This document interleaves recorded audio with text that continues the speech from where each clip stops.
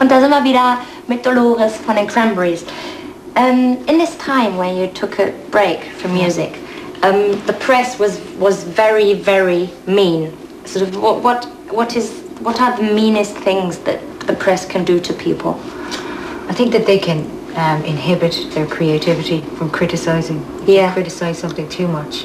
That people can't be creative anymore. Yeah, you become paranoid and stuff. Yeah. And you know, I should be stronger than that, but I mean, I think eventually it does people's heads in. Like, I think that the press they're really behind you when you're at the bottom, but when you rise to the top and you become successful, they really hate you. Oh, and then yeah. they print so much bullshit, like. Yeah. You know, there's been so many untrue things printed that you do get to a point of, you know, you don't want to go around suing people for the rest of your life. Yes, that's the only thing you could do against it, isn't it? And it's all fun. And you don't want to go down that avenue and become this hung-up individual trying to protect your privacy. Yes. So you just try to ignore a lot of it. I've kind of learned to ignore a lot of it. Yes, because the thing is, I wanted to sort of tell my audience, because since I've got this job and I get to meet people that often are in newspapers, and it's sort of, the reality is so far away from what they write, because it's often sort of that they copy articles over and over again, you know. Or they read a rumor and then they print it. Yes. And then if you say, like, where did you read that? That's not true. And they go, well, I read it. And it's like, then you start thinking, do I want to sue this person or do another interview and print a nice interview about me? You know, it's just like such a load of crap, really, because it really has very little to do with the music or the fans or the band. Yeah. Because generally, like, what I find is that our fans are really good fans and true fans. And basically, they like our music, they like our albums. That's all it boils down to. Yes, so it's not about what we look like, and it's what they write, what we do, like, so, yeah. Yeah. It doesn't matter, like, so. But they're pretty annoying sometimes. I can imagine. Okay, so here goes Animal Instinct. Yeah. Funding Cranberries. Lots of stupid stuff in it, but lots of brilliant stuff, of course. Yeah. And there was this thing about your wedding.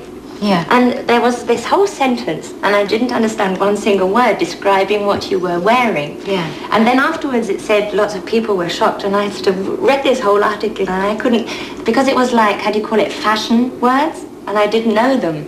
So yeah, what were you wearing? It was really simple, actually. I mean, it was just lace, lace trousers. Yeah. And it's see-through white lace. It was very pretty. Yeah. And I wore boots to my knee. And it was kind of like a chivalry type of boot, you know, with the lace. The boot was over the lace. Yeah. And then, because it would be see-through here, I had a kind of a knickers type thing, a white one, which it wasn't a G-string. My ass was completely covered. And then it came to here, and then I had a little a top, like a stripe from lace, but it had thick straps, like, and a big huge belly button ring. And I had a long gown over that, a see-through gown, and I had a large thing on my arm, like a kind of you know, Julius Caesar type of you know? The chunky big jewelry, And then I wore this kind of crown made from metal mesh. And my friend Cynthia Rowley from New York made it. She was a good friend of mine, and I was in hospital with my knee, and it was a few months before I got married, so I started designing it in a book. And I've always been a bit of a tomboy. I never really liked dresses much. Yeah. So I didn't want to wear a dress getting married, and I always so you drew it up? Yeah,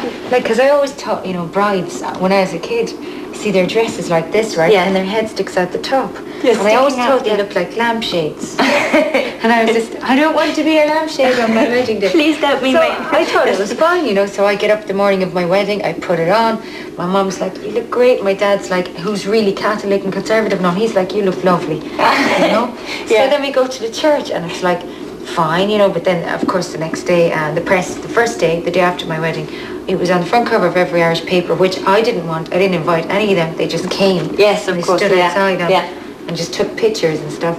And the first day it was like, Dolores McCarmans gets married. Yay, we're all very proud of her in Ireland. And the next day it was like, she's a harlot. She's a whore, you know, type thing. Basically, they started kind of giving out shit over my clothes and saying that I was like a slut. But it's like, you know, it wasn't a bit slutty though. Yes. I mean, come on, man. Yes, I mean, probably they would have wanted you to be a lampshade. That was their problem. Conventional, you know, and the minute you go against the system, like, you're in trouble. And I think it was a few conservative Noras who probably, you know, had a kind of sex hang-ups that were given out about it, really, you know. Yes, as there always are. Yeah. Okay, I'm afraid we have to say goodbye to my lovely audience.